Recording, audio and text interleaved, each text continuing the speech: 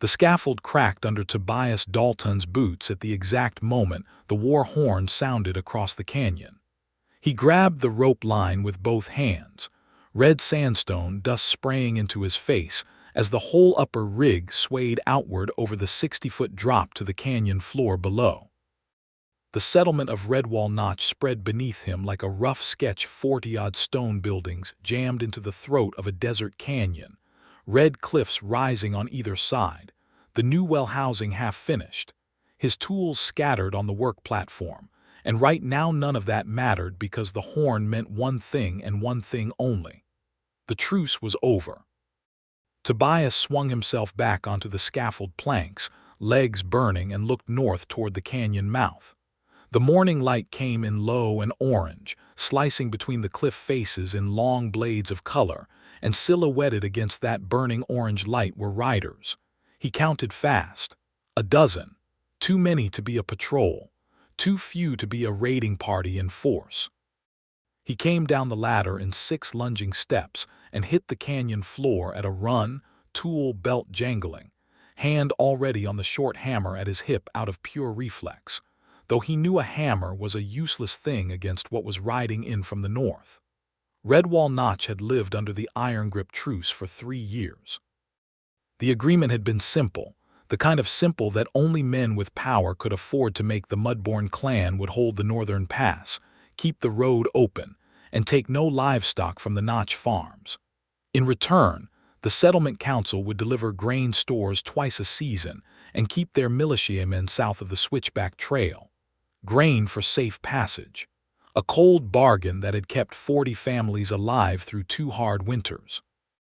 3 days ago, the council's newest member, a merchant named Aldrich Sorn, who had arrived from the lowlands with too much coin and too many opinions, had diverted both grain wagons east to sell at the coastal market. Not a mistake, a deliberate act. A power play that said the truce was over whether anyone else wanted it to be or not. Tobias had found out yesterday from the stable hand who loaded the wagons.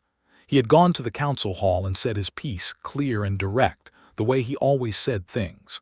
They had thanked him and told him it was handled. Apparently, it was not handled. He reached the main street just as the riders pulled up at the north gate. People were spilling out of doorways, hands on weapons, faces tight. The settlement's 2 militiamen had their spears leveled, though their arms were shaking visibly from 20 feet away. The riders were Orcs' 8 warriors in travel-worn leathers, ash and ochre paint across their faces, short bows on their backs, iron-headed spears resting upright against their saddles in a stance that said they were not charging, but they were also not friendly. They were flanking a single figure riding a large gray horse at the center of the group. Tobias stopped on the edge of the street, took one breath, and looked at her. Yatul Mudborn sat her horse the way a cliff face stands, completely still, completely inevitable. She wore fitted warriors' leathers the color of dried blood, tooled and reinforced at the shoulders and forearms with bone-white panels that caught the morning light. The bodice was laced tight across her chest, the fit precise, a warrior's garment cut for movement without a single unnecessary inch of bulk. She had bracers at both wrists, iron-tipped, and a short sword on her left hip, and a long knife on her right. Her skin was the deep green-gray of canyon stone in shade, and her hair was black as the desert sky at the hour before dawn, pulled back in a severe knot with 2 iron pins through it that doubled as weapons. Anyone who knew Orcs knew that. She was 29, maybe 30, her face strong-boned and fierce, and her tusks curved upward from her lower jaw in the way of her people. One of the tusks was broken, the left one. Snapped cleanly at an angle, roughly a third of the way up, leaving a flat surface that caught the light differently from the whole right tusk beside it, a sharp, honest contrast. It did not diminish her. Nothing about her was diminished. If anything, the broken tusk drew the eye in the way a scar on a warrior's forearm draws the eye, not as damage but as history. She looked at the shaking militiamen. She looked at the gathered crowd. Her gaze moved across the assembled faces of Redwall Notch the way a general reads terrain, and then it landed on Tobias Dalton standing at the edge of it all, tool belt on, red dust on his face, hammer at his hip. He did not look away. He met her eyes, which were the amber gold color of firelight, and held them. "Who speaks for this settlement?" Her voice was low and clear, carrying without effort the kind of voice that had issued orders in the field. The militiamen did not answer. Half the crowd looked at the council hall. The council hall's doors stayed shut. Tobias said, "Right now, probably me." Several people around him turned to stare. He ignored them. Yatul's golden eyes studied him for a moment. "You are a mason," she said. It was not a question. She was looking at the calluses on his hands, at the tool belt, at the stone dust on his shirt. "Yes," he said, "I am." "Where is the council that administers this settlement?" "Inside a building, most likely hoping this resolves itself." Something moved across her face. It might have been contempt, it might have been grim amusement. "The grain wagons were diverted 3 days ago. My clan's watchers counted them heading east before the wheel ruts dried on the road. The iron grip truce requires payment. It does not require good intentions. It requires grain." "I know," Tobias said. "I told the council the same thing yesterday. The merchant who made that decision was acting without full authority, and I believe that is true, though I also believe the council could have stopped him and chose not to." He said it plainly, without softening it, because there was no point in lying to a woman who would know the lie immediately. "The grain is gone and will not be recovered before the season turns." The silence stretched across the canyon like the heat. "Then the truce is void," Yatul said, "and my clan has 3 years of tolerance to collect. If you take from this settlement, you will burn it to the ground inside of a season," Tobias said. "Not because of the militia, because 40 families will starve and leave. There will be nothing left to take. Whatever my council did, the people who live here did not divert those wagons." "That is not my problem, Mason." "I know it is not," he said. "But I am going to ask you to make it a problem anyway. Sit down with me. Not with the council. I do not trust them right now any more than you do. Sit down with me, and let me find a path that does not end with empty buildings and a road no one uses." He could feel everyone around him holding their breath. He could hear his own heartbeat. He was not afraid of dying, exactly. He had been a stonemason in hard country for 11 years, and the work itself tried to kill you on a regular basis. But he did not want to die here over Aldrich Sorn's grain scheme, and he did not want these 40 families to lose everything over it either.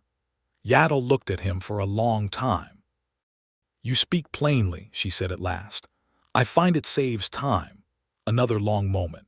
Then she said, "One evening, I will hear what you have to say. If it is not worth hearing, the truce ends at sunrise." She turned her horse without further ceremony and rode back toward the canyon mouth, her riders falling in around her, and Tobias let out a breath that he had been holding since he climbed down the scaffold. Aldrich Sorn came out of the council hall 30 seconds after the last orc rider disappeared from sight, full of opinions about how Tobias had overstepped. Tobias looked at him and said, "Do you have grain?" Sorn blinked. "What? Grain, hidden stores, a private stock?" "Because if you do, you are going to contribute it to what I am about to negotiate. And if you do not, then I am going to tell her exactly whose idea this was and let you explain your market strategy to her directly." He kept his voice perfectly level. "Do you have grain?" Sorn had grain. It turned out he had quite a lot of it. The meeting happened that evening at the settlement's northern edge, where the canyon widened slightly and there was a flat space between 2 outcroppings of red stone. Tobias brought the grain tallies. Yatul brought 2 of her warriors and sat across from him at a flat rock that served as a table. She had dismounted, and the full scale of her was apparent now. She was 2 inches taller than him, which put her near 6 feet, and the warrior's build under that fitted leather was something you felt rather than assessed, a kind of solidity that had nothing to do with bulk and everything to do with strength that had been used. She sat straight-backed on a stone, arms folded on the makeshift table, and watched him lay out the numbers. He showed her what Sorn had been sitting on. He showed her what the settlement could realistically spare without cutting into the planting stock. He showed her a schedule that would make the clan whole for what had been diverted, spread over the next 2 seasons, with the first payment going out within the week. She listened without interrupting. That was something he noticed. She did not perform impatience, did not shift or sigh or make him feel watched. She simply listened, and when he finished, she looked at the tallies for a full minute. "Why are you doing this?" she asked. He looked up. "Doing what?" "This. You are a mason. You build walls. This is not your negotiation to make." "No," he said. But no one else was going to come out to the street this morning, and I do not like watching 40 families lose everything because one merchant decided his profit margin was more important than a 3-year-old agreement. You will make enemies of the council. I already have one in Aldrich Sorn. He smiled slightly. I will survive. She was quiet for a moment. Then she said, "The Tusk." It came out unexpectedly, her voice shifting slightly, not softer exactly, but less armored. He followed her gaze. She was not looking at him. She was looking at the flat rock between them. "I noticed you looking at it," she said. "This morning on your street, everyone always looks." Tobias looked at the broken tusk. He looked at it honestly, without flinching and without performing nonchalance. He said, "How did it happen?" She met his eyes. The question had clearly not been the response she expected. "River crossing, 3 years ago. The peace negotiation for this very truce. There was a militia ambush on the trail, not your settlement's people, the lowland soldiers who were stationed at the pass before the council took over administration. My clan was moving under a flag of parley, and they hit us at the river. I was in the water when a horse came down on top of me. The tusk broke on the riverbed stone." She said it without self-pity, reciting fact. "I brought the parley through anyway. The truce was signed that same night. I rode back with a broken tusk and a signed agreement." "Then it is from the battle that made the peace," Tobias said. "It looks like you won." He said it simply, without drama. "Because you did. You were hit, you were in the water, you came up with a signed truce. That is what winning looks like." She stared at him. He did not elaborate. He picked up the grain tally and said, "If you agree to this schedule, I will personally guarantee the first delivery. My word, not the council's." The silence stretched for a breath. 2, 3. "Your word," she said slowly. "My word. You are a mason, not a merchant. Not a council member. How does your word carry weight?" "I have been building in this canyon for 2 years," he said. "Every wall I have raised is still standing. Every well I have sunk is still giving water. My word carries the same weight my work does." Something shifted in her expression. Not a smile, not quite, but something that had been closed opened a fraction, the way a door does in a wind. She looked at the tally sheet one more time, and then she looked at his face. "I will hold you to it," she said. "You specifically, not the council, you." "Agreed," he said. And that was how Tobias Dalton became personally responsible for keeping the iron grip truce alive.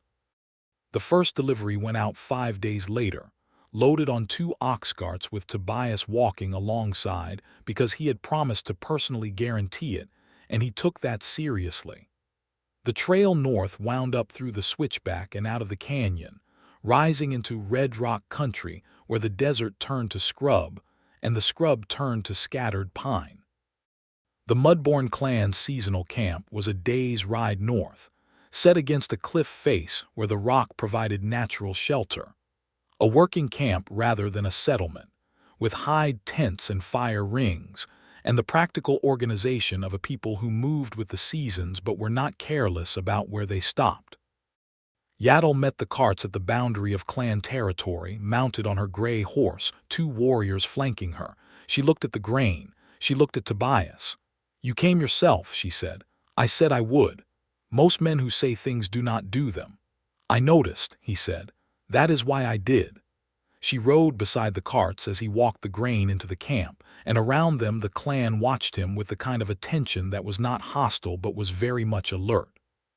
He was a human man walking into an orc war camp with no weapon beyond the hammer at his belt and no authority beyond his own word. And he walked straight and steady, and looked the people who watched him in the eye without challenge or fear. He had spent 2 years building in hard country surrounded by people who were bigger and louder, and sometimes meaner than him. And he had learned that the way you carried yourself in uncertain space determined more than any weapon ever did. The grain was unloaded, counted, and accepted.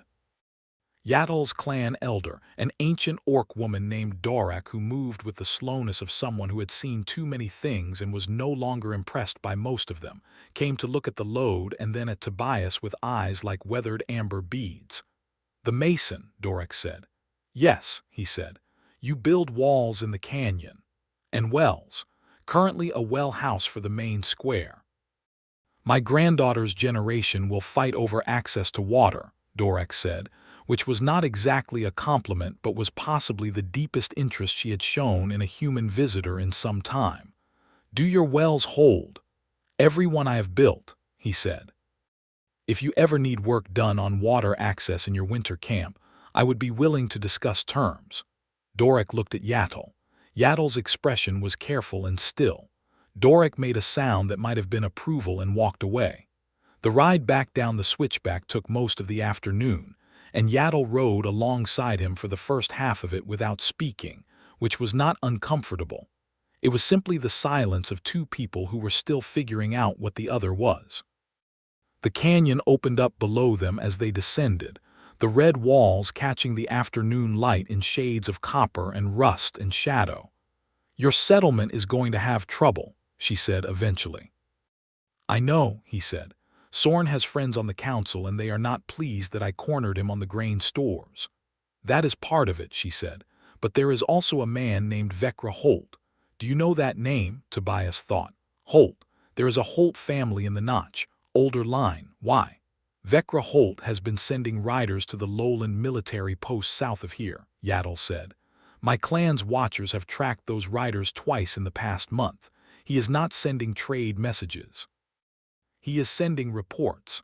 Someone in your settlement is calling for lowland soldiers to come north, and if soldiers come north, they will not come for trade." He absorbed this. "They will come because someone told them the truce failed and the northern pass is a threat." "Yes. And if soldiers come north, the truce breaks for real. The Mudborn clan does not remain peaceful when soldiers are positioned on our passes," she said. Her voice was flat and certain, the way stone is certain. "We have a history with lowland soldiers. It does not end well for the passes or the people who live near them." He looked out over the canyon below. The half-finished well house was visible as a pale square of new stone in the center of the settlement, and the scaffolding caught the light like a spider's web. He thought about the 40 families. He thought about what it took to build a well, the weeks of work, the stone cutting, the precise laying of courses that would hold water pressure, the care you put into the capstone to keep the contamination out. He thought about what it took to unmake one 5 minutes and a burning torch. "What do you need from me?" he said. She looked at him sideways. "Why do you assume I need something?"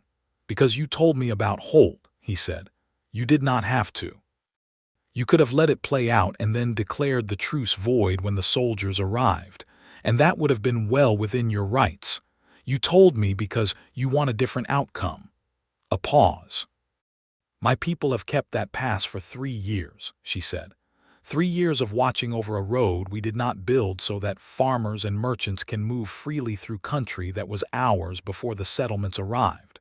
I do not want to throw 3 years away because one merchant made a bad decision and one old family is looking for an excuse." "Neither do I," he said. "What do you know about Holt specifically?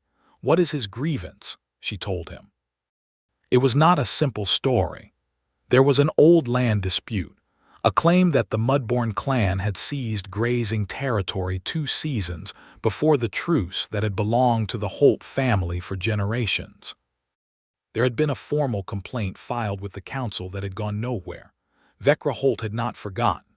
"Is the claim legitimate?" Tobias asked. A brief silence. "The grazing territory was formally unclaimed when my clan moved through. There was no marker, no fence, no deed filed with any authority, but the Holt family had used it by custom for 20 years. Another pause. "Custom does not equal deed." "No," he said, "but it equals a grievance, and a grievance left unaddressed becomes a war." "Are you negotiating for my clan now?" she said, and there was something in her voice that was not quite sharp, more like careful, testing the edge of a thing. "I am trying to prevent a war that will kill people I built wells for," he said. "That is all." When they reached the canyon floor, she did not immediately turn back north. She rode alongside him through the last of the daylight, and they talked not about the truce, not about Holt, not about soldiers. They talked about the canyon. She knew its geography in a way he did not, knew where the old stream beds ran underground, where the rock changed composition and became unstable, where the best stone for building lay in outcrop deposits half a day's walk from the settlement. She knew this country the way his hands knew stone. He told her about masonry. He told her about the difference between load-bearing courses and facing courses, about the way water finds the weakest point in any structure, and how you account for it in the design, about the specific challenge of building in desert country, where the temperature swings between day and night created constant expansion and contraction stress in the stone. He was not sure why he was telling her this. He had never talked much about his work to anyone who was not another mason. But she listened the way she had listened to the grain tallies, completely, without performance, genuinely interested. At the north gate of the settlement, she pulled her horse up and looked down at him. "The well house," she said. "When you are done with it, the capstone, is it sandstone or does it require a different material?" He blinked. "I am cutting it from a granite deposit about 3 miles west. Sandstone would not hold the load. The granite deposit on the cliff face above the dried creek bed, that is the one. There is a better vein," she said. "Higher quality, less fracturing. Half a mile north of where you are quarrying, where the creek bed bends. The grain wagons drove over it for 3 years and no one noticed." She looked at him steadily. "Come north day after tomorrow, I will show you." He looked up at her. The evening light was making the canyon walls burn deep red around them, and it caught the iron pins in her hair and the pale flat surface of her broken tusk and turned everything golden. "Day after tomorrow," he said. "I will be there." She held his gaze for one long moment, searching, he thought, for something, and perhaps finding it, then turned her horse and rode north into the darkening canyon without looking back. He stood there a moment longer than he needed to, listening to the hoofbeats fade. Tobias went north 2 days later and she showed him the granite. She was right, it was better by a significant margin, less fracture line, denser grain, easier to cut true. They spent the morning on the cliff face above the creek bed while she watched him assess the rock, and he talked through the quarrying approach, and she occasionally pointed out where the stress lines ran in ways that suggested she had looked at stone for reasons other than sentiment. "You have done this before," he said. "You have looked at rock for building." "My clan's winter settlement has fortifications," she said. "I helped design them." "Are they standing?" 12 years, she said. "They will outlast me." He looked at her. She was crouched on the rock face beside him, running her fingers along a horizontal fracture line, and the morning light caught the angles of her face in a way that made him aware of how long it had been since he had been close to anyone, really close, in the way that had nothing to do with work. "What?" she said, not looking up. "Nothing," he said. "The fracture runs another 4 feet and then stops. We can work around it." They quarried through the morning and into the afternoon, using the simple block and tackle rig he had brought up from the settlement. It was hard work and she did not stand back from it. She pulled rope and moved stone with a directness that had no show in it, just the clean efficiency of someone who understood physical work and did not waste effort. By midday they had 3 usable blocks and were taking a water break in the shade of an overhang when she said, with no preamble, "The council is going to move against you." He lowered his water flask. "Sorn and Holt. My watchers heard a council meeting last night. Sound carries strange in the canyon, apparently." She did not quite smile, but her mouth moved. "They are going to accuse you of acting without authority. They may try to formally expel you from the settlement." He thought about this. Expulsion meant losing the well house contract, which meant losing the income for the season, which meant he was back to drifting for work. He had drifted for work for 3 years before landing in Redwall Notch, moving from settlement to settlement across the desert country, never long enough anywhere to be anything more than the mason who came and went. He had been in the Notch long enough to know the families by name, long enough to see the kids grow half an inch, long enough that the stone he had laid felt like something he had a right to stand on. The idea of being expelled from his own work made something in his chest tighten in a way that had nothing to do with fear and everything to do with the particular anger of a man who had built something real being told it did not belong to him. "Let them try," he said. She looked at him sharply. "Tobias, they can make it stick. You have no official standing." It was the first time she had used his name. He noticed it the way you notice the first stone laid in a foundation, quietly, precisely, like something beginning. "I have the grain schedule," he said, "and I have the truce. If they expel me, the truce collapses. I am the personal guarantee. They know that. They may decide they want the truce to collapse. Holt does," he said, "but Sorn does not. Sorn wants the road open because he wants to move goods. He will fight expulsion if it threatens his access to the pass." He paused. "Unless Holt has given him something better than road access." They looked at each other in the shade of the overhang, and he could see her working through the same political arithmetic he was. "If Holt has made promises to the lowland soldiers," she said slowly, "promises about land rights and grazing territory in exchange for military support, then Sorn gets a secure road without needing the truce," he finished. "And you get soldiers on your passes." The granite blocks sat in the afternoon sun between them, and neither of them said anything for a moment. Then Yatul stood up, straight and deliberate, and looked north toward the pass. "I need to send a rider to my clan," she said. "Do that," he said. "And I need to get back to the settlement tonight. If there is a council meeting coming, I want to be present for it." She turned and looked at him, and this time something in her expression had shifted in a way he could not entirely name. There was still wariness in it, the habitual caution of someone who had learned not to trust easily, but there was something else underneath it now, something that was paying close attention to him in a way that was not purely tactical. "Be careful in that settlement tonight," she said. "I am always careful." "You walked into an orc war camp alone with a hammer at your belt," she said.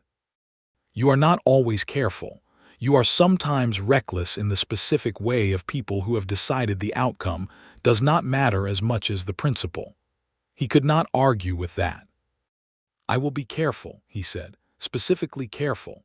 The corner of her mouth moved again, not quite a smile but not far from one. "Go," she said. "I will send a rider if my clan gets new information about Holt's soldiers." He loaded what he could carry of the quarried granite onto his pack frame and started back down toward the settlement. At the head of the trail, he looked back once. She was still standing on the cliff face, one hand on the overhang stone, watching him go. The afternoon light had turned the canyon behind her the color of burning amber, and it caught the flat surface of her broken tusk and the iron pins in her hair and the dark red-brown of her leathers. And she looked like something the canyon had made, not diminished by it, not dwarfed by it, but made of it, the same patient strength in different form. He turned and went down the trail. The council meeting happened 2 days later, and Tobias was ready for it because 3 separate people had come to warn him it was coming, which told him that the council's majority was not as unified behind Sorn and Holt as those 2 men assumed. He sat in the back of the hall when it began and listened to the official business, which was dull. And then Aldrich Sorn stood up and began to speak about unauthorized negotiations conducted on behalf of the settlement by a private citizen with no official standing, which was the part Tobias had been waiting for. He let Sorn finish. He let Holt add his piece about how the grain schedule Tobias had agreed to was financially unsound and represented a capitulation to orcish threats. He let the 2 of them build their case in the warm lamplight of the council hall while 40 people shifted in their seats, and then he stood up. He talked for 12 minutes. He talked about the truce and what it was worth in concrete terms: road access, pass security, the fact that not a single head of livestock had gone missing from Notch Farms in 3 years, the fact that travelers moved freely through territory that had been dangerous before the Mudborn clan held it. He talked about what it would cost to lose the truce in military terms, in economic terms, in simple human terms of who would be in danger and who would leave and what would be left. He did not accuse Sorn directly of anything because he did not need to. He simply laid the arithmetic out the same way he had laid it out for Yatul and let the numbers speak. When he sat down, the room was quiet. Vecra Holt stood up. He was a lean man, gray-haired, with the kind of face that had been handsome in youth and had hardened into something less appealing over the years of whatever had made him bitter. He said, "This settlement's mason has developed an unusual attachment to our orc neighbors. I find myself wondering what the nature of that attachment is." The insinuation landed in the room like a stone dropped in water. Tobias felt the ripple of it, the glances, the shifted bodies, the uncomfortable awareness of what Holt was implying. "The nature of the attachment," Tobias said, standing again, "is that I agreed to personally guarantee a grain schedule to keep 40 families safe. If you have a different word for that, Holt, say it directly. I do not respond well to implications." Holt's eyes were cold. "I am simply noting that a man who spends his days riding out to an orc camp might have formed loyalties that make him unsuitable to represent this settlement's interests." "I represent the settlement's interests precisely because I am loyal to them," Tobias said.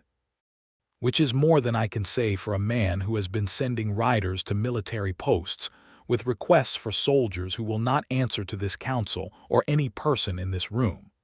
The silence that followed was different from the previous silence. It was the silence of a room that had just heard something true and dangerous said out loud. Holt's expression did not change. He was too practiced for that. But his hand moved to the table in front of him and pressed flat in the way hands do when a man is controlling himself. "That is an accusation," Holt said. "It is," Tobias said. "Prove me wrong." He could not. Holt did not have the nerve to flatly deny it with the full council watching, and the council meeting ended without resolution, which was not a victory but was not a defeat. The motion to sanction Tobias for unauthorized negotiation failed, narrowly, because Sorn voted against it, exactly as Tobias had predicted, because Sorn valued his road access more than he valued his alliance with Holt. Walking home that night through the quiet canyon streets, Tobias felt the satisfying solidity of having read things correctly, and underneath that, something else. The knowledge that Holt had not been stopped, only delayed, and that delayed men with grievances found other methods. The rider from the Mudborn camp came 3 days later, not a formal envoy, a young orc warrior named Kes, barely 20, who found Tobias on the scaffold and spoke to him quietly while pretending to examine the stonework. "Yatul says to tell you that the soldiers have left the lowland post," Kes said. 12 of them moving north. 2 days out, maybe less. She says the timing matches something Holt's rider would have set in motion 10 days ago. Tobias sat down on the scaffold planking and thought. "Where is she now?" he said. "A mile north of the canyon mouth. She is watching the road." "Tell her I need her at the settlement," Tobias said. "I know what she is risking by coming south." "Tell her to come anyway. Tell her I have a plan, but I need her here for it to work." Kes looked at him with the frank assessment of a young warrior, evaluating whether this human was worth the risk to their war leader. Then he nodded once and went. The plan was rough and relied on timing, and on several people doing things they would not necessarily want to do, but it was what he had. He spent the rest of that day talking to people, not council members, not militia, but the working families of the Notch, the farmers and the merchants and the craftspeople who actually lived with the consequences of the truce or its absence. He asked them specific questions and listened to specific answers, and by nightfall he had a clearer picture of the settlement's actual opinion versus the council's performed opinion, and they were not the same. Yatul came at sunset, alone this time, no escort, which meant she was trusting him in a way that had nothing political about it, or at least not only political. She rode to the north gate and he was waiting for her. She dismounted and he saw that she had been riding hard. Her leathers were dusk gray with trail grit, and there were lines of tiredness around her eyes that she was not hiding. "They are a day out," she said before he could speak, moving faster than Kes estimated. "Come inside," he said. She looked at the gate, at the settlement beyond it, and he understood what it cost her to walk into a human settlement alone, unarmed save for the weapons she always carried, with the history she carried heavier than any weapon. He held her gaze and did not move or hurry. She walked through the gate. He took her to his workshop, which was the one space in the notch that was entirely his, a low stone room attached to the back of the eastern cliff face, filled with tools and blueprints and the clean smell of cut stone. He had a lantern going and the grain tallies spread on the work table and 2 cups of something that was not quite wine and not quite not wine, made from the desert plants that grew in the canyon and fermented by a family on the south end who knew what they were doing. She sat across from him at the work table and wrapped both hands around the cup, and he explained the plan. It was not complicated. The soldiers' authority to operate in the northern canyon depended entirely on the council's invitation. Without a formal council declaration of emergency or a treaty breakdown, they had no legal basis to take action against the Mudborn clan. If the council could be presented with a clear majority of settlement residents formally reaffirming the truce before the soldiers arrived, the council would be in the position of either endorsing the truce or openly betraying the will of their own people. Holt's faction did not have the votes for the latter without the cover of military support already in place. So it is a race, Yatul said. It is a race. And you have been collecting those affirmations today. I have 23 families already. I need the council to see it happen in public in the square before the soldiers arrive. She looked at the tallies. And if Holt moves against you before the soldiers arrive? If he decides to act first, Tobias had thought about this. Then it gets harder, he said, but I think he will wait. He has arranged for soldiers to do his work. Men like Holt prefer to let someone else carry the risk. She was quiet. The lantern made shadows of everything, the tools on the wall, the stone blueprints, the carved details of the well house plans, and the strong line of her face with the broken tusk and the steady amber eyes watching him. You are not afraid, she said. I am somewhat afraid, he said honestly, but fear is not a plan. The corner of her mouth moved. This time it was a full smile, brief and startling because it changed her entire face, not into something soft but into something that had been genuinely pleased, genuinely present, and then was gone again. But he had seen it and it stayed with him. How did you come to be a mason, she said, and it was such an abrupt change of subject that it took him a second. My father built walls, he said, his father before him. I was supposed to carry on a family trade in a lowland village, but the village flooded out when I was 19 and the family trade went with it. I moved east, found work, kept moving until I found country where the stone was good and interesting.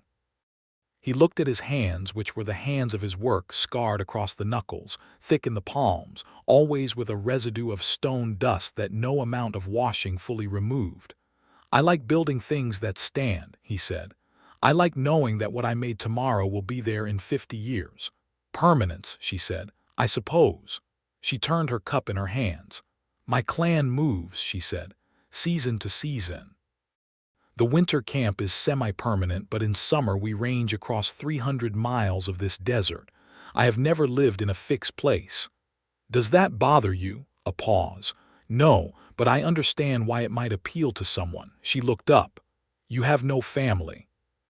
No one waiting in the lowland village. No, he said. The village is gone and so is most of the family. My mother is in a coastal town, alive as of last word. We are not close. He said it without inflection, the way you say a fact that is simply a fact. It is just me. She looked at him for a long moment. He met her eyes and did not embellish. There was a particular kind of loneliness to being just me in a world built for groups and families and clans, and he had lived with it long enough that he did not pretend it was something else. Just you held this truce together, she said quietly. So far, he said. Something shifted between them in the lamplight, not sudden, not dramatic, but like the moment in masonry when the last stone goes into the arch, and you feel the whole structure settle into itself, finding its own weight and balance.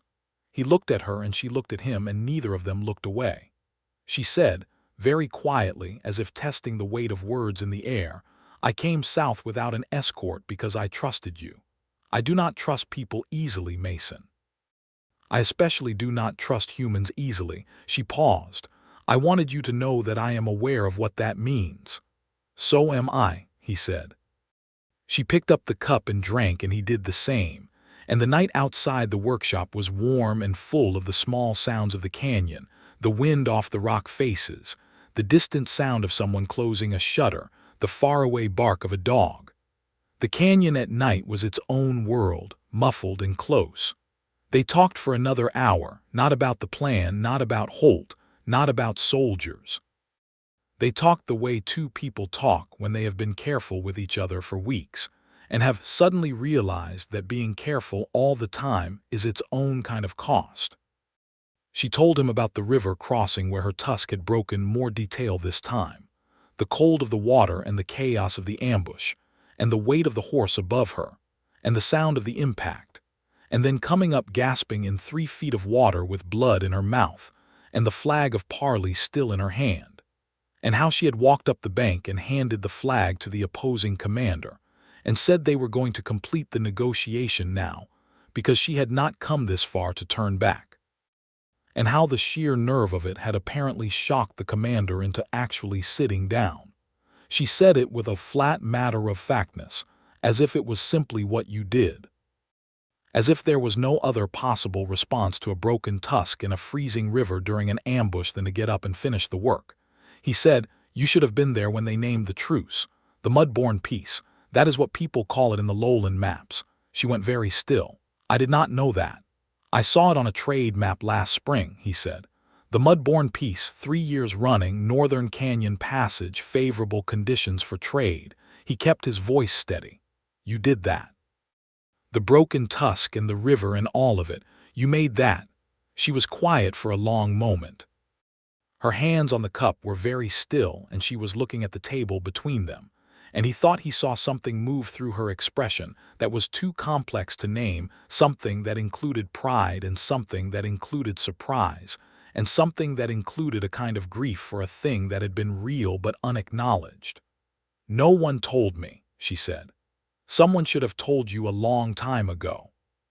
She looked up at him, and for the first time since he had known her, the armor was entirely gone, not a crack in it, not a shift in it, but simply not there, replaced by something that was just her face, open and unguarded, seeing him directly.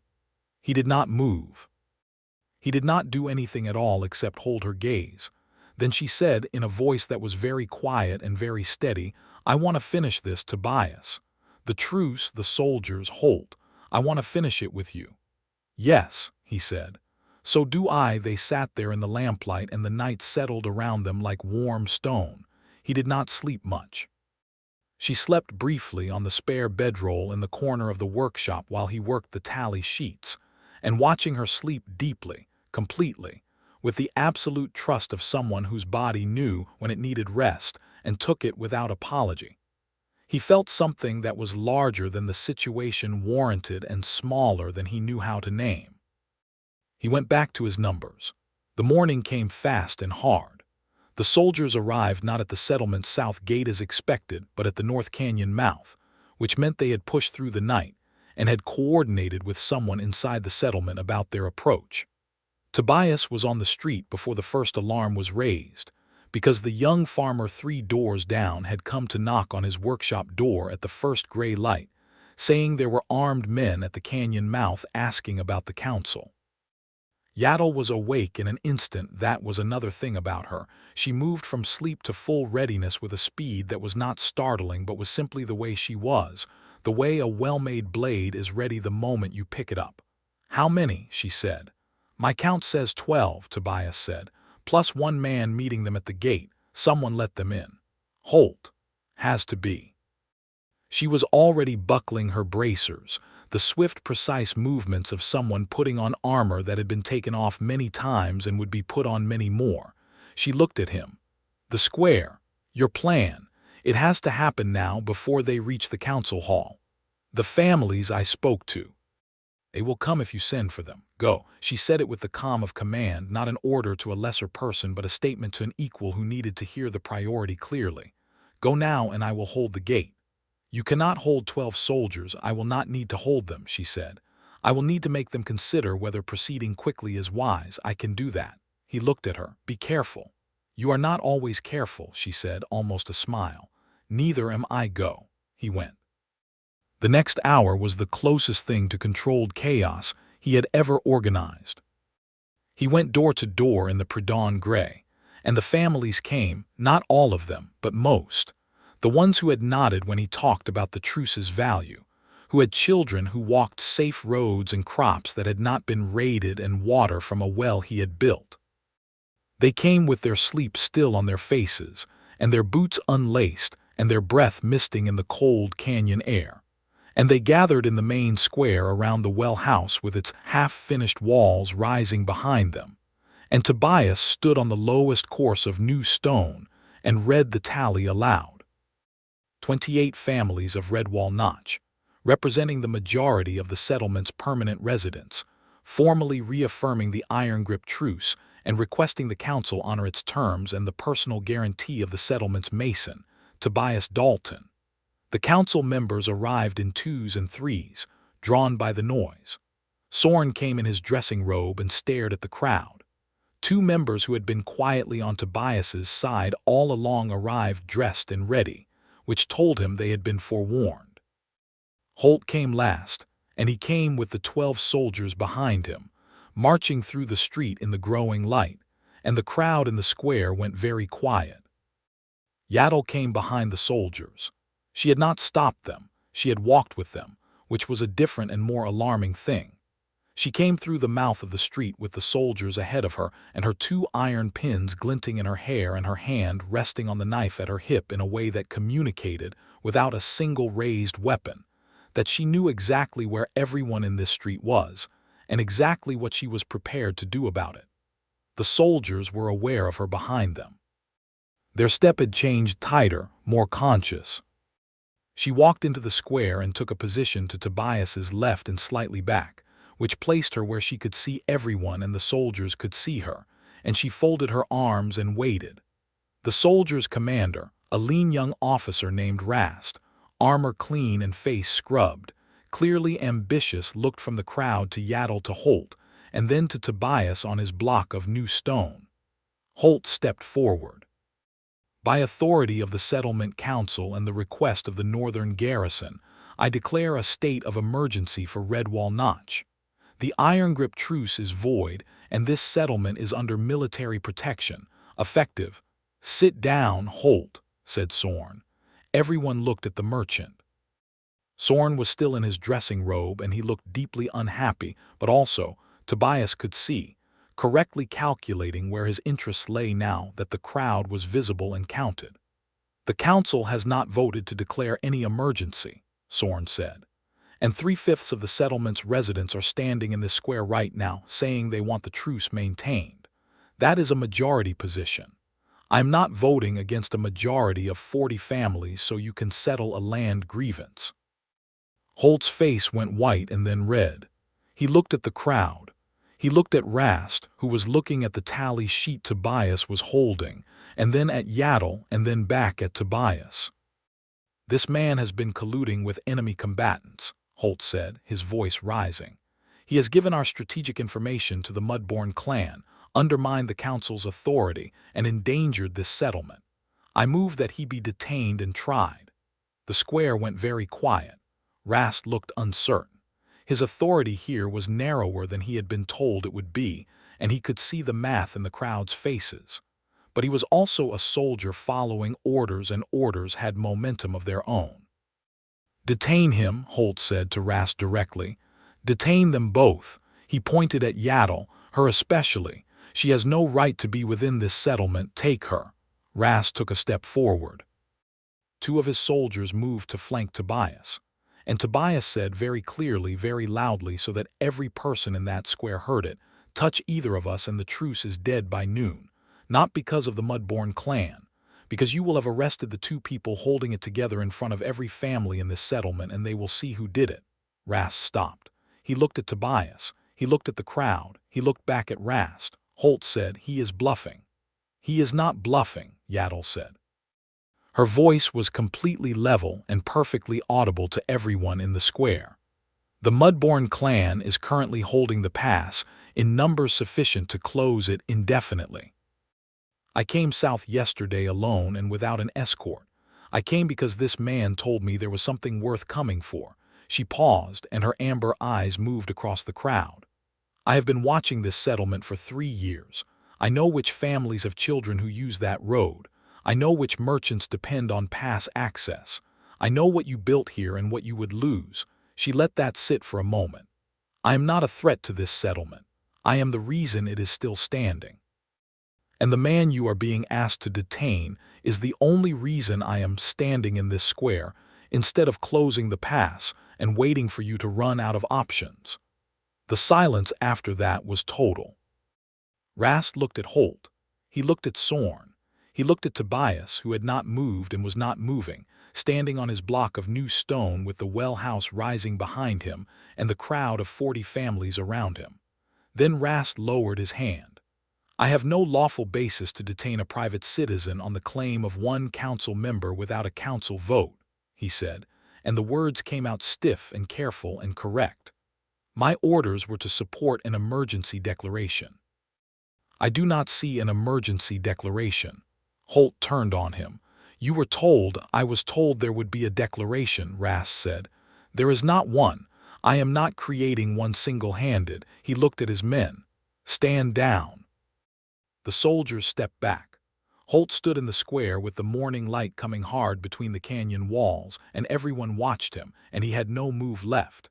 His land grievance was real, and his anger was real, and his plan was absolutely finished. Tobias stepped down from the stone. He walked to the center of the square, and he stopped in front of Holt, and he said quietly, just the two of them, "You're grazing territory. File a formal claim with the council. Name the specific parcels and the 20-year custom. I will personally advocate for a review board that includes a Mudborn clan elder. You will not get everything you want, but you will get heard." He paused. "That is more than you have now." Holt stared at him for a long moment. Something moved through his face that was not quite surrender, but was the acknowledgement of someone who has lost the current engagement and is deciding whether to accept the terms. "I will file the claim," Holt said quietly, "and I will expect that review board." "You will have it," Tobias said. Holt walked away. The crowd breathed. The soldiers left the notch before noon, Rast leading them south with the measured pace of men who were retreating without technically retreating, which was its own kind of skill. The council met in emergency session and voted formally to reaffirm the truce, with Sorn casting the deciding vote and looking pained about it, which was fine because it did not matter how he felt about it, only how he voted.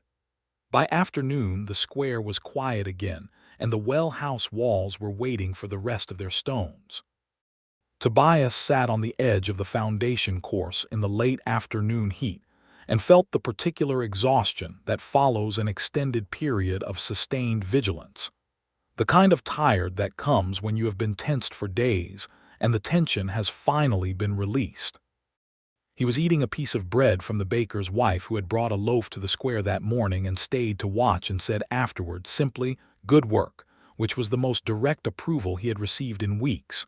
Yatul came and sat beside him on the stone, not across from him, beside him, close enough that he was aware of the warmth of her, the solid presence of her shoulder near his. "You stopped it," she said. "We stopped it," he said. "You stopped Rast from making a rash decision. Without that, the crowd would have seen an arrest, and panic would have set in." She accepted this without false modesty, which was one of the things he had come to appreciate about her. She did not perform deflection any more than she performed false confidence. "Holt's claim," she said. "The review board, you were serious about that." "Yes," he said. "It is the right thing, and it has a chance of working if Dorek agrees to send an elder. Land disputes do not disappear because you win a square standoff. They come back." "I will speak to Dorek," she said. "She may agree. She has a long memory for disputes and she prefers settled ones." She paused. You offered him something real even after everything he did. Not many people would have done that. He had a legitimate grievance buried under a terrible plan, Tobias said. Those are not the same thing. She was quiet for a moment. Then, where did you learn to think this way? Stone, he said. A wall fails at the weakest point, not the strongest. You solve the weakness, not just the symptom. He looked at the foundation under them.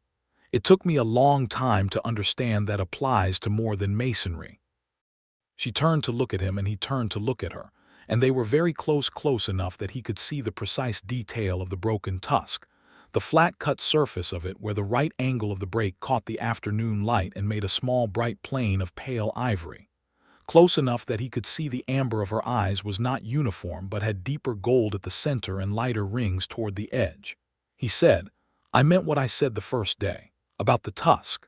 She said softly, say it again. And he did, not the same words exactly, because the same words were the same words, and this was not the same moment. He said, you broke it in the river in the middle of an ambush holding a flag of parley. You came up out of the water and finished the negotiation anyway. You made the peace that this whole region has lived under for 3 years. He looked at her directly without looking away. It is the most visible part of you, and it is the truest story about you. It looks like exactly what it is. It looks like you won. She looked at him for a long, still moment. Then she leaned forward and kissed him. Not tentatively, not as a question. The way Yatul Mudborn did everything directly, completely, with the full force of a decision made. Her hand came up to his face, large and warm and capable, and she kissed him like a woman who had decided and was not reconsidering. And he kissed her back with every bit of the same certainty, because he had been certain for some time now, and had simply been waiting for the right moment, and apparently this was it. They sat on the foundation stone of the well house he was building in the main square of Redwall Notch, and the canyon walls blazed copper and red around them in the late afternoon sun, and neither of them broke away for a long, warm, breathing interval of time. When they did, she stayed close, her forehead nearly touching his, her breath warm on his face. She said quietly in a voice stripped of all armor, I have not done that in a long time. Neither have I, he said. Are you sorry? No, he said. Are you? No. A pause and then low and warm, I am not sorry at all. The days that followed had a different quality to them. The truce review board met, and it included Dorak on the Mudborn side and an independent assessor from the nearest market town on the human side. And after 2 sessions, it produced a formal recognition of the Holt family's customary grazing claim on the specific parcels in question, with a negotiated boundary that gave the Mudborn clan grazing access in the shoulder seasons, and the Holt family exclusive access in summer. It was not a perfect resolution. Holt was not entirely satisfied. Dorak was characteristically unreadable about whether she approved, but no one challenged it, and the riders to the military post stopped, and the road stayed open. Tobias finished the well house over the following 3 weeks. The granite capstone went in on a cool morning with the canyon in shadow, and it sat so cleanly in its bed of mortar that there was not even a ringing sound when he tapped it, just a solid, settled thud that told him the whole structure was exactly right. He stood back and looked at it for a long time, the way he always stood back and looked at finished work, taking the full measure of it. Yatul was there. She had ridden down from the clan camp that morning on a pretext.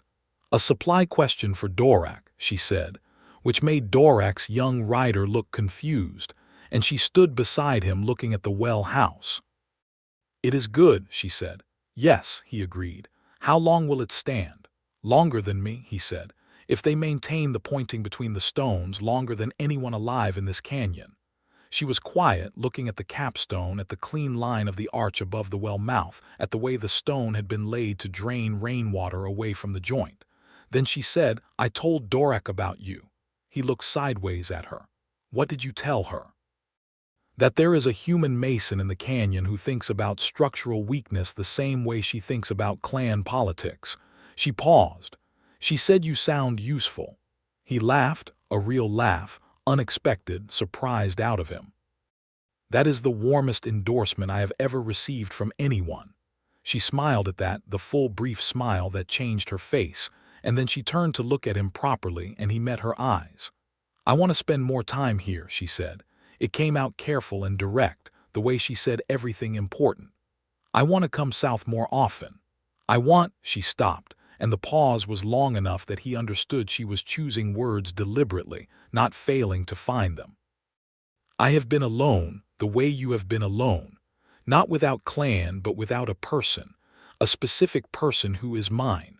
I have not wanted that for a long time, and I want it now, and I want it to be you." She looked at him steadily. "I am telling you plainly because I do not know how to do it any other way." He stood there in the morning shadow of the canyon and felt something large and warm settle through him like the final stone of an arch, the piece that had been missing and had now found its place and was not going to move. "Yes," he said. "I want that too. I have wanted it since you showed me the granite vein and talked about the fracture lines." She blinked. That was the moment. "It was a significant moment," he said. She made a sound that was fully, genuinely a laugh, low and brief and real, nothing performed about it, and it was one of the best sounds he had heard in a long time. He reached out and took her hand, the large, capable, warm hand of a woman who had built fortifications and held flag lines in freezing rivers and ridden alone into a human settlement because she decided to trust him. She let him take it, and then her fingers closed around his, and they stood by the finished well house in the canyon morning, and the light came in over the cliff tops and turned everything gold. The season turned.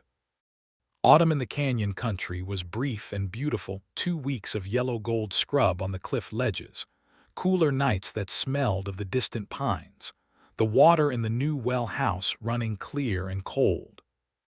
Tobias began the foundation work on a storage building the council had finally voted to fund, and Yatul came south with regular frequency, officially for clan council liaison business, unofficially because she wanted to and was not pretending otherwise. The clan knew. Dorek knew, had known, Tobias suspected, before anyone else. She had said nothing directly to either of them, but she had begun consulting Tobias on the winter camp's water access question, with a specificity that implied she had decided. He was going to be a presence in the clan's life for some time, and was being practical about it. The clan's younger members were divided between wariness and curiosity, which was better than hostility and would likely resolve itself over time. The settlement knew. The council was officially neutral, which meant privately varied. Sorn was indifferent because it did not affect trade. 2 members were quietly approving because the truce held, and the remaining member who had aligned with Holt was disapproving and said so only once, to Tobias's face. And Tobias had said very calmly that it was his life to live as he chose and changed the subject. What mattered was what it was between the two of them. And what it was between the two of them was something that grew without hurry and without drama into the kind of thing that filled the particular shape of the emptiness that had been in both of them for a long time. She brought him a thing from the clan stores one evening in late autumn, a small carved stone, the kind orc warriors made for the people they chose, marked with a pattern specific to the maker. He held it in his palm and asked her what the pattern meant. "It means I have decided," she said simply. "It is what we make when we have decided on a person." He closed his hand around it. "And this is an orc custom, the carved stone." "It is a Mudborn custom," she said. "Other clans do other things. For us it is the stone." He looked up at her. "What does the person receiving it do? Is there something I am supposed to do?" She watched him. "You keep it," she said, "or you do not." He put it in his breast pocket against his chest and buttoned the pocket. "I am keeping it," he said. The warmth that moved through her expression then was not the brief flash of the smile, but something deeper. Something that had been holding itself back for a long time and was now allowed to be present. She stepped forward and he put his hand on her face, her jaw, the strong line of it, and she put her hand over his. Later in the workshop, with the lantern low and the canyon wind outside making its quiet sound against the stone walls, she said, very close to his ear in the darkness, I was afraid to want this. Her voice was barely above a whisper, not because of what people would say, because wanting something you might lose is the hardest kind of wanting. He said, I know. And you are not afraid, he thought about it honestly. I am afraid, he said, but I am more afraid of not having it. She pulled him closer. Outside, the desert wind moved through the canyon in long, quiet passes, and the stone walls held, and the world beyond the workshop door could wait. The winter arrived in earnest 2 weeks later, and with it, news from the eastern lowlands that the military commander who had authorized Rast's mission had been rotated out and replaced by a woman named Counselor Veth, who was known to favor negotiated borders over military enforcement. This was the kind of change that was not dramatic but was enormously significant, the way a shift in the wind changes the character of an entire season. Rast did not return. The military post went quiet. The Land Review Board met one final time and produced its written settlement, which was filed in the council records and in the Mudborn clan's record-keeping under Dorak's authority, and both copies agreed with each other because Tobias had made both copies and was careful about such things. Holt accepted the settlement. He did not do so with grace. He was not a graceful man. But he signed the document and the riders to the military post stopped, and the quiet that followed was the real kind, the kind that means something has actually changed rather than simply paused. On a cold, clear morning in early winter, Tobias woke in his workshop and found Yatul sitting cross-legged on the bedroll beside him, already awake, watching the small light come through the workshop's single high window and move across the stone wall. He lay there and watched her for a moment, the clean line of her profile, the iron pins glinting in her hair that she had not undone, the faint movement of her breathing. She said without turning, "You are awake." "Yes," he said. "I was thinking about the winter camp," she said. "The water access problem. If you ran a shallow channel from the upper cistern, the one on the north face, at a downward grade of about 1 to 20, you would have gravity flow to the main fire pits without anyone having to carry buckets across the ice." He sat up. "The rock face on the north side is sandstone, though. The channel would need to be lined." "River clay," she said. "We have a deposit 6 miles east." That could work. He thought about it. If you cut the channel in autumn before the freeze, the clay sets before the cold hits, it would hold. She turned and looked at him with that direct amber gaze. "Will you come north in spring to survey it?" "Yes," he said. "I will come north." She held his gaze. "You would be in the clan camp, for days, possibly weeks, depending on the work. I know. Some of them are not comfortable yet. Some of your families were not comfortable with me in the early days," she said. "I came anyway." He felt the warmth of that, the recognition that she had risked something real coming south, and that he was being asked to risk something comparable, and that the risk was worth taking. He reached over and tucked a loose strand of her hair back behind the iron pin, and she let him, perfectly still, watching him. "Come north," she said again. "I will come north," he said. The winter passed with its particular rhythms work on the storage building when the days were cold and clear. Evenings in the workshop that became evenings shared rather than solitary. The development of small domestic habits that accumulated into the texture of a life being built alongside someone else's. She kept her riding gear in his workshop. He kept a second water flask for her. She told him when the canyon's north-facing cliffs were going to shed stone. She read the rock faces the way he read construction plans, through accumulated experience and close attention. And twice, he adjusted his scaffolding position based on her assessment, and both times she was right. The clan came south more often as the winter went on, small groups of riders passing through the notch on their route between ranges, stopping to trade or water horses or exchange information with the settlement's families. The wariness on both sides was not gone. These things do not vanish quickly, 3 years of truce or not, but it had become the working kind of wariness, the kind between people who are choosing to proceed anyway because the alternative is less appealing than the work. Tobias met Kess again, the young rider who had been the first courier, and found him to be sharp and ambitious and very interested in the construction of the storage building's arch. He spent an afternoon showing Kess the keystone calculation, and Kess caught the concept on the second explanation and immediately wanted to apply it to the entranceway of the clan's next permanent structure. Tobias gave him the method, and Kess took it north with the focused intensity of someone who intended to use it. Yatul watched this exchange from across the yard, and when it was over she came to stand beside Tobias with a look on her face that he had come to recognize as the expression she wore when something had happened that confirmed a thing she had believed but not been certain of. "What?" he said. "He will be a builder," she said. "He has been looking for the right thing. He found it in about 20 minutes of talking to you. He has a good mind for it." "He does," she paused. "You share what you know. Not every person does that," he shrugged. "Knowledge that is only useful to one person is half as useful as it should be." She looked at him with the full amber warmth of her eyes. "Yes," she said, "exactly." Spring came to the canyon in the form of a warming that happened first in the upper cliffs, the pale green of new growth appearing in the cracks and ledges above before any change was visible on the canyon floor. The light changed longer evenings, the blue of the sky deepening, the red stone looking brighter against it. Tobias finished the storage building and stood back and looked at it with the same critical care he always applied to finished work and found it sound. He went north in early spring to survey the winter camp water channel, as he had promised.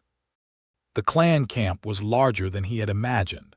Not a temporary scatter of tents, but a working settlement built into the cliff face, with structures that had been improved over generations. The older work visible in the foundational courses and the newer work visible in the fresher stone, like reading a history in layers. He walked through it with Yatul at his shoulder and felt the accumulated life of the place, the fire rings, the storage rooms cut into the rock, the careful organization of a people who had lived in this specific canyon system long enough to understand it deeply. He surveyed the water channel route for 2 days, taking measurements and making notes, and on the second evening Dorak found him at the proposed cistern site and stood beside him looking at the cliff face. "Can it be done?" she said. "Yes," he said. "It will take 3 weeks of work in the autumn and will last 40 years with basic maintenance. Will you do it? If you want me to." Dorak looked at him for a long moment with those ancient amber-bead eyes. "You understand what it means for a human man to do work for the Mudborn clan, the permanence of that." "I understand it is unusual," he said. "It is more than unusual," she said. "Work done for the clan is work done by a member of the clan's circle. The stone you place in our camp is stone placed by a hand we claim." She paused. "We do not claim hands lightly." He held her gaze. "I understand," he said. "Yatul has chosen you," Dorak said simply and without sentimentality. "She does not choose carelessly. Neither do we." She looked at the cliff face again. "Build us our channel, Mason, and make it last." She walked away with the unhurried certainty of a woman who had said what needed saying. Tobias stood at the cistern site in the early spring light and felt the warmth of that recognition move through him, the way the morning sun moves across stone slow and complete, touching every part. That evening, Yatul found him at the fire and sat close beside him, and the clan around them moved with the comfortable pattern of people at the end of a working day, and he was inside it rather than outside it. The warmth of the fire and the warmth of her shoulder against his, and the deep, settled feeling of a man who has been on the move for 11 years and has arrived somewhere that is actually home. He said quietly, "Dorak told me about the claiming." Yatul turned to look at him. "She did. She said the stone I place in the camp is claimed by the clan." He paused. "She said you had chosen me." Yatul looked at the fire for a moment. "I should have told you that myself," she said. "I was working up to it." "You gave me the stone last autumn," he said. "I have been carrying it in my breast pocket since that day." She looked at him, and the firelight caught the amber of her eyes and the pale flat surface of the broken tusk and the strong line of her face, and she looked at him the way she had looked at him in the lamplight of the workshop on the night they had stayed up late over grain tallies, the way she had looked at him the morning after the square standoff, the way she had looked at him in the granite quarry when he had talked about the fracture lines. Like he was something she had been looking for without knowing it and had now found and was not letting go of. He took the stone from his breast pocket and held it up. She looked at it in his palm, the carved Mudborn marking, her marking, the pattern that meant she had decided. "I have been carrying it since the moment you gave it to me," he said. "I am telling you plainly because you told me plainly, and I want to do things the way you do them." He looked at her. "I have decided on you, Yatul Mudborn. That is not a thing that is going to change." She took the stone from his palm and held it for a moment, looking at her own mark in the firelight. Then she pressed it back into his hand and closed his fingers around it. "Keep it," she said. "It was always yours." The night was full of the sounds of the camp around them, and the distant wind in the pines above the cliff face, and the fire making its small, steady sound, and neither of them needed to say anything else. Summer came into the canyon country like it always did, hard and brilliant. The stones so hot by midday that you could feel it through boot soles. The sky a blue so deep, and absolute it looked like something you could fall upward into. Tobias worked through the heat by starting before dawn and stopping at midday, and the project he was working on now was not commissioned by anyone but himself. A small addition to the workshop.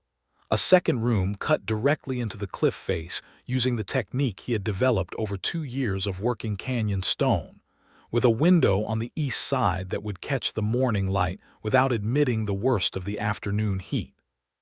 He was cutting the window frame one morning when Yatul came south from the clan camp with Kess and 2 other riders and news that the land board's formal documentation had been accepted by the Lowland Authority and registered in the regional records. The boundary was official. The grazing territories were legal. Holt had been informed and had said nothing, which was the most anyone was likely to get from Vecra Holt in the way of gracious acceptance. Tobias set down his chisel and looked at Yatul and said, "It is done." "It is done," she said. "The truce is formally ratified now, not just traditional. It has legal standing in the lowland records." He thought about the river crossing 3 years ago, the broken Tusk, the signed agreement she had brought out of the water and cold and ambush. He thought about the morning at the north gate when he had climbed down the scaffold and walked out to the street. He thought about the grain tallies and the granite quarry and the square standoff and the carved stone in his breast pocket. "It took a long time," he said. "Things that last usually do," she said. He looked at her on her gray horse in the summer morning, the canyon light coming in over the walls and making everything bright and real. She looked back at him with those firelight eyes, straight and steady, and there was a warmth in them now that was not new, but was more visible than it had once been, the warmth of someone who had been guarded for a long time and had decided to stop, and was finding that the open air was better than the armor. He climbed down from the window frame and walked over to her horse and looked up at her. "Are you staying tonight?" he said. "Yes," she said. "The second room is almost finished," he said. She looked at the new addition to the workshop, at the pale, fresh-cut stone and the window frame and the doorway aligned with the morning. "You built it the right size," she said. He had built it exactly the right size.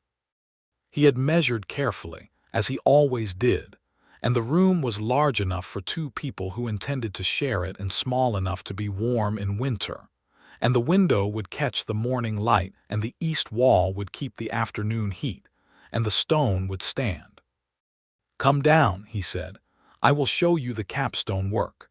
She dismounted in one fluid motion, handed her reins to Kess without looking, and came to stand beside him at the doorway of the new room. He showed her the capstone, the arch above the window, the way the courses stepped out to carry the load. She ran her fingers over the joints the way she always touched stone she was assessing, reading it by touch and by sight, and then she looked at the space inside, the clean stone floor, the east window, the morning light laying a perfect bar of gold across the new floor. "Good work," she said. "I learned from good stone country," he said.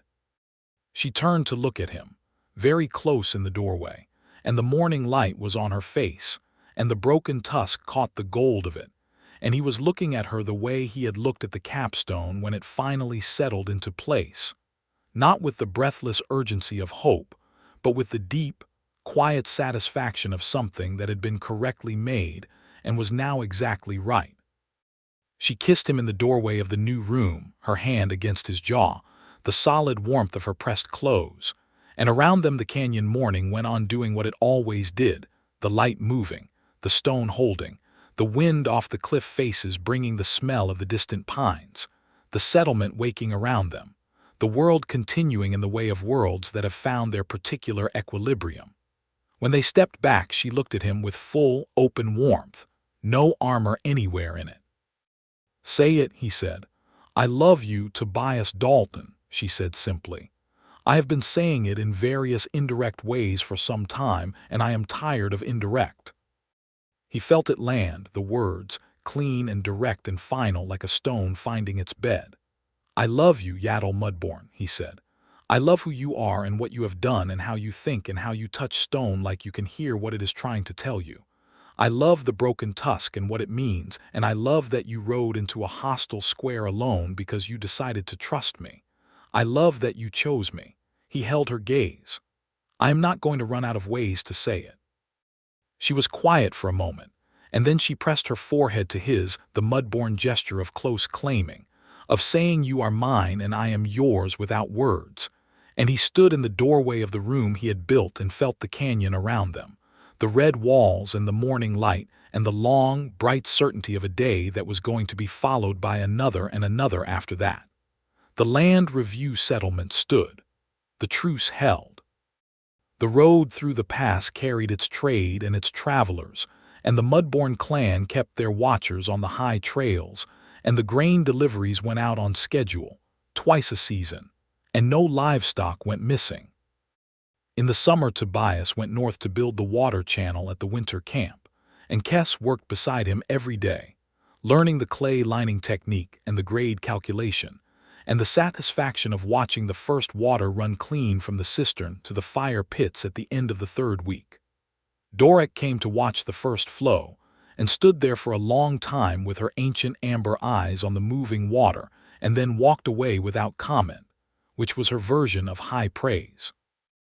In the autumn, Yatul came south to the workshop, and they spent the early evenings in the new room with the east window letting in the cooling air, talking about what the next year would hold, a road repair project at the North Switchback that the council had finally funded, an approach to the Lowland Authority about formalizing the Mudborn clan's territorial rights at the pass, the possibility of a small trading post at the canyon mouth that could serve both settlement and clan. Plans that required both of them, that made sense only with both of them, that could not be separated into his plans and her plans because they had become the same plans. One night in the early dark of autumn, with the first cold coming down off the cliff tops and the lantern making its warm circle in the new room, she said, "Do you ever miss the lowland country, where you were born?" He thought about it honestly. "Sometimes I miss the idea of it," he said. "The version in my memory that is mostly not accurate anymore. The real place is gone." He looked at her. "This canyon is the realest place I have been in 11 years. Because you built it," she said. "Because I am here with you," he said. "The stone is good, you make it worth staying." She looked at him for a long moment, and he could see her reading him the way she read stone, looking for the fracture lines, the places where a thing might give and finding none. "I make it worth staying," she said, trying the weight of it. "You make everything worth staying," he said. She reached across and took his hand and held it in both of hers, the familiar warmth and weight of her grip. And outside the workshop window the canyon was going dark in stages. The clifftops last, holding the last of the light like they always did, burning briefly amber before they let the night in. The morning after the long autumn night came into the canyon, the way it always came, the light finding the high cliff faces first, running down the red walls in a slow, warm flood until it reached the canyon floor and turned everything from gray to gold. The settlement was quiet in the early hour before most people rose. The fire rings were still and the street was still, and the new water well sent up a thin vapor in the cold air, the faint warmth of the deep stone-filtered water meeting the autumn morning. Tobias was sitting on the step of the workshop's new room when the sun reached him, the carved stone from Yatul in his hand, turning it in the morning light. He had slept deeply and well, the specific sleep of a person who has nothing unresolved keeping them from rest. Yatul came out and sat beside him on the step, her shoulder against his, and they sat in the morning light and watched the canyon wake. Somewhere north, the pass road was carrying its first morning travelers. Somewhere in the winter camp, Kess was probably sketching a building plan, or something very much like one. Somewhere in the lowland records, the truce had a legal entry that would outlast everyone who had made it. The canyon walls held the morning light between them and turned it back and forth until the whole narrow sky was brilliant with it. He turned the carved stone over once more and then put it back in his breast pocket and buttoned it closed. She watched him do it with that warm, open expression, the one without armor. "Another day," she said. "Another day," he agreed. She leaned against him and he put his arm around her, and they stayed on the step of the room he had built into the canyon wall while the morning grew full and bright around them. The only two people in the world awake enough to see it. The only two people who had come through everything that had happened and were still here, still standing. The truce alive and the stone solid, and the two of them together in the middle of it all. Which was the only ending either of them had ever wanted, and the only one they had ever needed. The broken tusk caught the morning light and held it, that small pale surface gleaming like the honest face of something that had survived everything asked of it and was not broken at all, only marked, only changed, only carrying the proof of the fight that had made the peace that everything else was built on. She looked at him. He looked at her. The canyon held them both in its red stone arms, and the morning went on.